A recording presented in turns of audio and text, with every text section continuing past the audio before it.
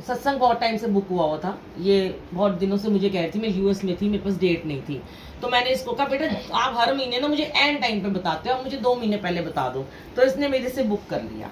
अब चलो सब मैसेज बन गया इसका, पता नहीं इसने डाल दिया। 2 दिन पहले, ये मुझे परसों की बात है, मुझे कहती है आंटी मेरी ना दादी की डेथ हुई है अभी 1 हफ्ता पहले, तो हम लंगर प्रसाद नहीं बनाते। तो मैं तो चुप हो गई, मैंने कहा क्या बोलूं, अब मैं नहीं, तुम्हारे हुक्म हो रहा होगा। तो जो जैसे आप अपने घर में अमृत वेला में पहले चाय देते हो ना बड़े मंदिर की तरह, बाद में लंगर प्रसाद दे देना। मैं क्या कोई नहीं, आज गुरुजी ऐसे ही चाहते होंगे, तू ऐसे कर ले। तो मैंने कहा ठीक है, व्रत का हम दे देंगे बाद में। पर गुरुजी ने अभी इन बच्चों को आंसर देना है कि जाने वाला चला गया। पहली बात इसने बोला सत्संग पोस्टपोन नहीं करना, मैंने कहा इसने सुना हुआ है मेरा सत्संग। कभी भी आपके घर में सत्संग हो, कभी भी आपके घर में 19-20 कोई दुख सुख आ जाए, चाहे आप 2 बंदे बैठ के सत्संग कर लो संगत, लेकिन आपको गुरुजी को जब आपने इनवाइट कर लिया, देखो जिसके लिए हम सब, वो किसकी शरण में गई है, दादी या दादाजी या जो भी किसका जाता है, इनकी शरण में गया है, तो हम इनका ही अगर ना करें।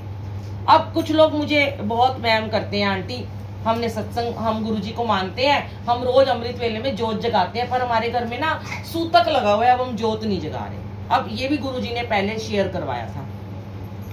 आपको पता है जोत क्या होता है, जोत क्या क्यों जगाई जाती है? जोत हमारे भगवान का, हमारी इष्ट का, हमारी माता रानी का, हमारे वाहिगुरु का, हमारे गुरु का, जहाँ भी जोत जगती है वो इनका भोग होता है। आप इनको भोग नहीं भी कभी लगा पा रहे, लेकिन अगर आप जोत जगाए घर से निकल गए तो इनको भोग लग गया। अब एक बात बताओ कि जो लोग ये कहते हैं हम 40 दिन तक जोत नहीं जगाएंगे, हम 40 दिन तक शुभ काम नहीं करेंगे, हम क्या वो खुद और अपने बच्चों को भूखा रखते हैं? रोज नहाते हैं, क्या करते हैं, चौथा करते ही, क्रिया करते ही भाग जाते हैं शॉपिंग करने और मूवियां देखने, उनके बच्चे भाग जाते हैं, और पहले दिन ही घर में मौत हुई होती है, व्हाट्सएप चल रहे होते हैं, मैं खुद देखती हूँ लोगों को। तो जब तुम ये सब वहम नहीं करते हो, फिर कहते हैं कृष्ण जी को नहीं नहलाना जी। अरे कृष्ण जी ने क्या गुनाह कर दिया, उनको नहलाना, खुद क्यों नहा रहे हो? या तो तुम 40 दिन खुद भी मत नहाओ, गंदे बन के रहो, ना ब्रश करो, ना नहाओ, ना वस्त्र बदलो, और ना ही भोजन करो, उपवास रख लो। फिर उन्हें क्यों उपवास रखवाते हो? अरे मंदिर के कपाट बंद कर दिए, मंदिर में भोग नहीं लगेगा, ये किसने बनाए हैं वहम? पंडितों ने, और गुरुजी ने इन्हीं वहमों से तो हमें दूर किया। तो ठीक है, ये भाव था कि आज लंगर प्रसाद थोड़ा खाएंगे, वो एक अलग बात है, लेकिन आज किस रूप में संगत आई है इसको भी नहीं पता था। ये कह रही मुझे तो पता ही नहीं आज मैंने किसको बुलाया, कौन आएगा, आपने ही स्टेटस लगा दिया, आपने ही मैसेज डाल दिया।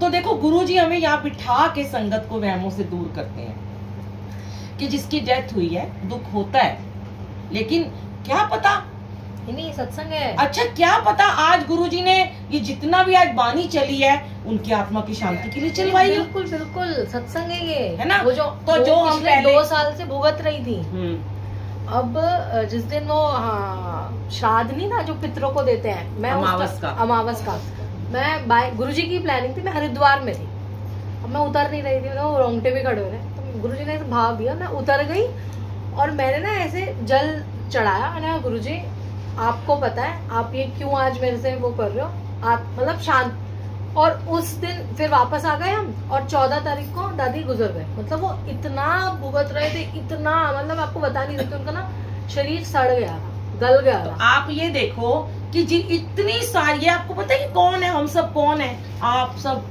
ये रूहें हैं सारी, सोल, ये सोल है गुरु जी की, कहाँ से आए हुए हैं। आपने अरदास सुनी है गुरुद्वारे की, लास्ट में बोलते हैं ख्वार होए सब मिलेंगे, बचे शरण जो है। वो जितनी भी रूहें हैं, ये लिखा होता है हमारे नसीब में कि इस दिन, इस पल, इस घड़ी, इस वक्त हम सब मिलेंगे, और उस आत्मा की शांति के लिए। और देखो अभी श्राद्ध गए हैं, श्राद्धों में गुरुजी ने इतने सत्संग कराए हैं, पता नहीं किस किस को मुक्त किया। और आपके घर के कोने कोने में, मैंने खुद देखा घरों में जाके, मैं बोलती हूँ लोगों को, मुझे दिखती, मेरे घर में खुद दिखी थी मुझे सोल गुरुजी के ऊपर सबूत पे बैठी हुई, वो बंधनों में जकड़ी हुई थी ऐसे करके लोहे के, कि मुझे छोड़ दो, मुझे बख्श दो, और वो नहीं छूट रही थी। गुरुजी आपसे पाठ करा के, आपसे जाप करा के, आपको यहाँ बिठा कर अपने सानिध्य में कितनी आत्माओं की मुक्ति करते हैं, और आप कितने भाग्यशाली हो जो आपको ये सब करने का मौका मिला है। मुझे नहीं आए हैं ना, उनके भाग्य में नहीं था।